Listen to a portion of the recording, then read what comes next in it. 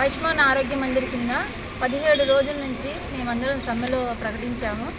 అదేవిధంగా ఇన్ని డేస్ వర్షాన్ని కూడా లెక్క చేయకుండా 17వ రోజు మేము సమ్మె చేస్తూ ఉన్నాము. కానీ ఏవైతే మా హక్కులు ఉన్నాయో వాటి విషయం మాట్లాడుతూ వచ్చాము, కానీ ఈ రోజుకి ఎవరు స్పందించడం లేదు. ఏవైతే ఉన్నాయో 6 ఇయర్స్ కంప్లీట్ అయ్యి ఎవరైతే మా సిహెచ్ఓస్ అందరూ ఉన్నారో వాళ్ళందరినీ రెగ్యులర్ చేయాలని గవర్నమెంట్ కోరుతున్నాము.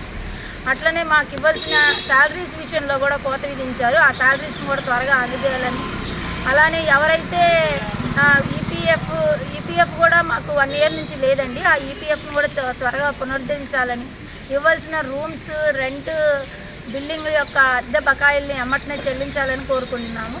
ఎన్నో చోట్ల అందరూ ప్రతి స్టేట్లో కూడా ప్రతి ఏరియాలో కూడా కలెక్టర్ ఆఫీస్ ముందు మేమందరం సమ్మె చేపట్టాము.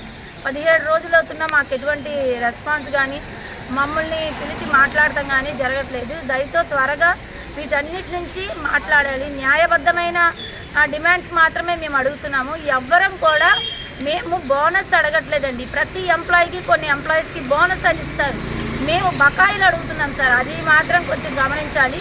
బోనస్ వేరు, బకాయి వేరు. గత 8 నెలల నుంచి మాకు రావాల్సినవి రాలేదు. అవి ఇస్తే కూడా మేము ఇంకా హర్షించవలసిన స్థితిలో ఉన్నాము అని చెప్తున్నాము. మాకు ఇవ్వాల్సిన శాలరీ విషయంలో కానీ ఇవ్వాల్సినటువంటి ఈ 6 ఇయర్స్ ఎవరైతే మా గైడ్లైన్స్ ప్రకారంగా ఇచ్చారో వాళ్ళు ఖచ్చితంగా రెగ్యులేట్ చేయాలి సార్. మా డిమాండ్స్ అన్నీ గవర్నమెంట్ దృష్టికి తీసుకెళ్తున్నాము.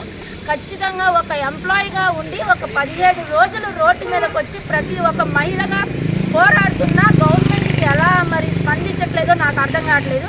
ఈవెన్ కామన్ మ్యాన్ విషయంలో ఎలా ఉంటుంది, ఒక కామన్ మ్యాన్ విషయంలో ఎలా ఉంటుంది?